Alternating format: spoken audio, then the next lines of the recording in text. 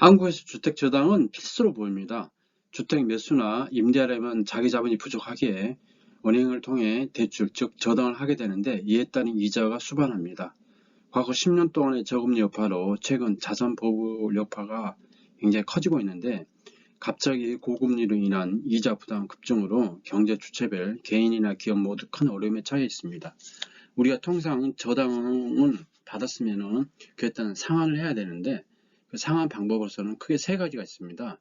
원리금 균등 상환 방법, 원금 균등 상환 방법, 점증적 상환 방법이 있습니다. 원금 균등은 이제 원금을 나눠서 이게 상환하는 거고, 그 다음에 이제 원리금 균등 상환은 원리금 상환액은 일정합니다. 원금 플러스 이자죠. 차입자 입장에서는 이제 장기 계획이 가능하고 갈수록 이자 부담이 적어지고 원금 상환이 커지는 게 원리금 균등 상환 방법이 되겠습니다. 현재 대부분의 은행에서 원리금 균등 상환을 선호하고 있습니다. 원리금 상환을 계산하는 방법은 간단합니다. 대출금에다가 자기가 받는 대출금에다가 저당 상수를 곱하면 됩니다. 저당 상수는 후반부에 이제 표가 있기 때문에 그거 참고하시면 됩니다. 그리고 이제 대출 금리는 기준금리 플러스 가산금리입니다. 이제 기준금리는 우리가 이제 보통 이제 한국은행이나 미국 중앙은행에서 결정을 하죠. 그리고 가산금리는 개인의 어떤 연체 정도라는 신용도에 따라 다르는 은행에서 이제 자기들이 이제 마진 플러스 해가지고 이제 계산하는 겁니다. 이자 지불 방식은 이제 고정 이자가 있고 또 변동 이자율 방식이 있습니다. 이거는 이제 대출할 때 이제 결정하게 되는데 대개 이제 변동 이자율을 이제 채택해가지고 은행에서는 리스크를 회피하고 있죠. 현재 11월 말 현재 기준금리가 한국은 3.25%, 미국은 4%입니다. 그래서 이제 작년 가을에 비해서 거의 2.75% 상승을 했습니다. 거의 1년 만에 거의 한 3% 정도 오른 거죠. 변동금리보다는 고정금리가 유리합니다. 금리 상승에서 물론 개인 입장이겠죠. 은행 입장에서는 리스크 회피 차원에서 변동금리를 선호합니다. 그리고 이제 내가 만약에 대출을 갈아타는 경우 중도 상환 수수료가 있는지 또 대출 한도가 줄 수 있는지 그거를 반드시 체크할 필요가 있겠습니다. 그리고 이제 1년 3개월간 금리가 2.75% 상승해서 대출 이자가 추가적으로 36조 더 국민들에게 부담이 있어가지고 굉장히 크게 어려움에 다가가고 있습니다. 현재 이제 은행에서 변동금리는 5.31에서 7.17% 되는데 아마 내년 봄쯤에는 거의 8% 정도 되지 않을까 이렇게 생각합니다. 그리고 이제 대출할 때 변동금리에는 금리 상승폭을 제한하는 금리 상한 특약이 가능한데 은행별로 다르기 때문에 한번 살펴볼 필요가 있을 것 같습니다. 그러면은 이제 우리가 저당을 받는데 부동산 금융 용어에 대해서 한번 알아보겠습니다. 이 대출자라는 것은 은행 등 금융기관을 얘기하고 차입자라는 대출 받은 사람을 얘기합니다. 우리가 대출자를 보통 이제 돈을 빌리는 사람을 얘기하는 걸로 착각하는데 은행이라든지 금융기관을 얘기합니다. 첫 번째는 융자 비율이 이제 LTV가 있습니다. 이건 이제 담보부동산 시장가치 대비 융자금의 비율이죠. DTI도 있고 DSR도 있는데 요거는 이제 소득하고 관련되고 또 얼마나 부채가 있냐에 따라서 관련되겠습니다. 두 번째는 융자 원금이라는 것은 대출 시 처음에 융자받는 금액을 얘기합니다. 세 번째는 융자 잔고라는 것은 융자 기간 중 상환되지 않은 융자 원금의 부분을 얘기합니다. 네 번째는 융자 기간은 이제 대출 기간이 되겠죠. 다섯 번째는 월급이라는 것은 융자 기간 중에 원금 상환과 이자와 합계로 매달 대출자에게 납입하는 금액. 보통 이제 우리가 이제 그 매달 내는 이자와 원금이 되겠죠. 이자율이라는 것은 지금 소비를 포기하고 미래 화폐 시간 선호하는 가치의 대가를 이자율이라고 합니다. 그다음에 일곱 번째는 대출금리는 기준금리 플러스 가상금리가 되겠죠. 여덟 번째 명목이자율은 실질이자율 플러스 예상 인플레이션입니다.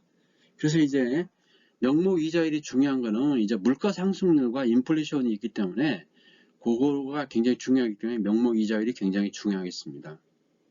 그래서 지금 현재 실질 이자율은 이제 실질 이자율과 예상 인플레이션을 플러스 한 게 이제 명목 이자율이 되겠습니다. 이제 이자 지불 방식은 고정 이자율과 변동 이자율이 있습니다. 그리고 저당 상환 방법으로서는 아까 얘기한 대로 원리금 균등 상환, 원금 균등 상환 또는 점증 상환 방식이 있습니다. 고정이자율은 융자 기간 동안의 이자가 이제 픽스가 되는 거죠. 그렇지만 이제 만약에 이자가 상승한다 그러면은 금융기관으로서 굉장히 불리하겠죠. 대신 이제 이 차입자는 유리하게 되겠습니다. 만약에 인플레이션이 발생한다 그러면은 대출기관의 수익성이 악화 위험이 있습니다. 변동 위험률은 이제 반대로 시장 상황에 따라서 변동시키기 때문에 이제 차입자가 불리하고 대출자가 유리하게 되겠죠. 이제 그 변동이자율은 초기이자율은 고정이율보다 낮습니다.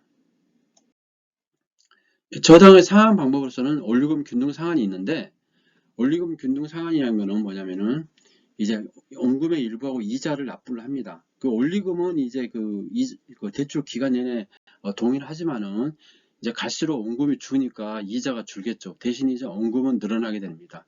그래서 갈수록 이자 부담이 적어지고 원금 상환이 커지는 겁니다. 원금 균등 상환은 원금 상환은 일정하고 이자는 계속 감소하게 되는 겁니다. 점증 상환은 이제 초기에는 굉장히 이제 적게 내고 갈수록 이제 늘어나는 겁니다. 이게 이제 나중에 금리가 만약에 많이 오르면은 부의 상환, 즉 이자가 원금보다 더 많아지는 굉장히 위험한 상황에 이렇게 처질 수도 있죠. 반대의 경우는 굉장히 또 유리할 수도 있겠습니다. 그렇지만은 가장 리스크가 큰 게 점등 상환 융자가 되겠습니다. 한국의 기준금리 변동 추이가 현재 3.25%입니다. 그래서 올해는 끝났고 내년 아마 1월이나 2월경에 아마 다시 한번 또 금통위를 해서 이자 기준금리 결정할 것 같은데 아마 맥시멈이 미국에 따라 다르겠지만은 3.5% 정도가 되지 않을까 이렇게 생각합니다. 통화정책 방향은 크게 봤을 때 이제 물가 상승이라든지 세계 경기 흐름이라든지 또 가장 중요한 게 미국 중앙은행에서 금리를 어떻게 할 건가 요거에 따라서 다를 것 같습니다. 그렇지만 현재 봤을 때는 이제 금리를 계속 올렸기 때문에 우리나라도 3.5%가 아마 최고가 되지 않을까 기준금리가 이렇게 생각이 됩니다. 그렇지만 이제 내년에도 계속 고금리가 지속되면서 상당히 이제 경기 침체와 더불어 인플레이션은 완화되겠지만은 굉장히 이제 이자 부담이 커지지 않을까 이렇게 염려가 됩니다. 한국과 미국의 금리는 현재 이제 역전된 상황입니다. 한국은 3.25%인데 미국은 3.75에서 4%입니다. 12월 달에 이제 한번 마지막으로 12월 15일 날 그 금리 결정이 있는데 아마 0.2에서 0.5 정도 올리고 아마 내년에도 아마 1, 4분기 한 번 더 올리지 않을까 이렇게 생각해서 5% 정도가 미국은 기준금리가 맥시멈이 되지 않을까 이렇게 생각합니다. 이게 금년에 이제 금리가 거의 제로 금리였는데 0.75 뭐 1% 이하였는데 1년도 안 돼가지고 거의 이제 4%, 5% 정도 이렇게 다가왔다는 것은 미국이 대단한 금리의 어떤 상승이 되지 않으나 이렇게 생각합니다. 인플레이션이 가장 큰 영향이 있겠죠. 그리고 엄청난 달러를 이제 한 거의 10년 동안 풀었기 때문에 그걸 잡지 않으면은 미국 달러가 굉장히 위험해질 수 있기 때문에 불가피하게 이렇게 했지 않으나 그렇게 생각합니다. 이제 우리가 이제 저당을 받을 때 거치 기간이라는 게 있습니다. 거치 기간이라는 거는 대출을 받은 후 원금을 갚지 않고 이자만 지급하라는 기간을 말합니다. 만약에 이제 우리가 5년 동안 대출을 받았다고 그러면 1년 거치라고 그러면 1년 동안 이자만 내고 4년 동안 이제 원금을 분할해서 상환하는 겁니다. 그래서 금리가 7%하고 9%일 경우에 원리금 균등 상환인 경우에 부채 상환에 그러니까 올 내는 올 상환금이 크게 차이가 나기 때문에 이렇게 굉장히 이자 부담이 커진다는 겁니다. 현재 5대 은행의 정기금리를 보겠습니다. 정기금리가 거의 이제 5% 정도 되는 엄청난 이제 금리를 주죠. 그러면은 대출금리도 여기다가 이제 가상금리에다가 은행 마진까지 넣는다고 그러면은 상당히 또 뭐 많이 올라가겠죠. 코스피 지수를 보겠습니다. 일봉 차트를 보시면은 현재 3,300을 기록한 후 지금 현재 2,400대입니다.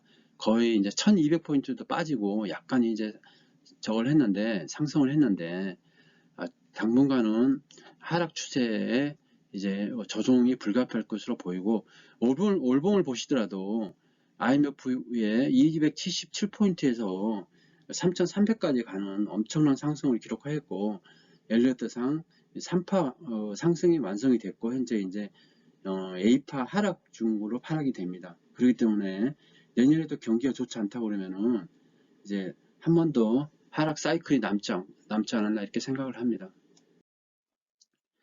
그 월별 상한금을 보겠습니다. 그래서 요거는 이제 그 참고로 한번 보시면 될 것 같습니다. 5억 그 대출에 연금리 7%에 10년 동안 이제 납부하는 거죠. 그리고 1년거치 했을 때 원리금 균등 상한에 대해서 나타나고 있습니다.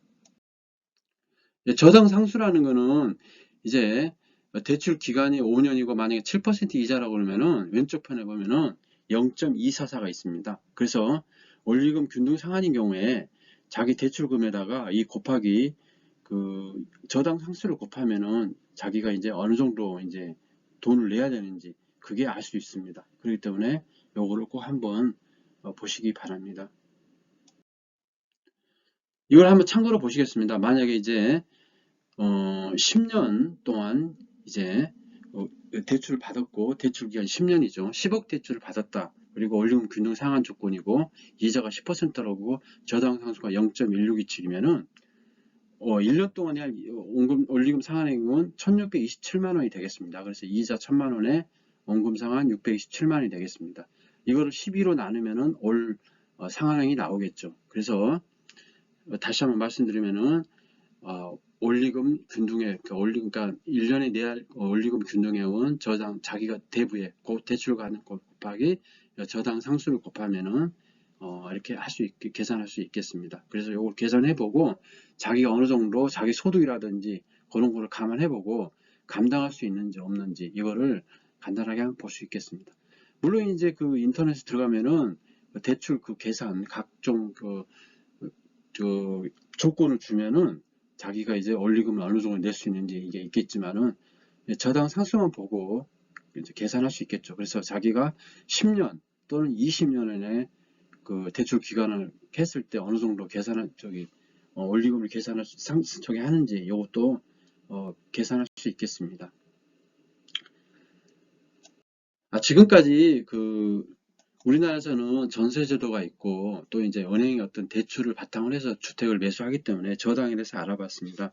한국에서 주택 저당은 필수로 보이는데 자기가 이제 어느 정도 자기 소득이라든지 이런 거를 비교하고 그 다음에 향후에 주택의 어떤 가격 사이클, 그 다음에 가격 상승이 가능한지, 입지는 어떻게 되는지 그런 거 한번, 그 다음에 그 동네에 그 입주하는 내년이나 내후년 3년 동안에 입주는 어느 정도 하는지 개발 가능성 이런 거 다방면을 한번 보고 그 다음에 금융에 대해서도 저당에 대해서도 기본 지식을 갖고 한번 전체적으로 한번 그 주택 매수를 할 분 또는 전세할 분 이런 거를 하기 전에 의사결정하기 전에 한번 참고로 한번 요거를 한번 살펴볼 필요가 있을 것 같습니다. 구독, 좋아요 부탁드리겠습니다. 감사합니다.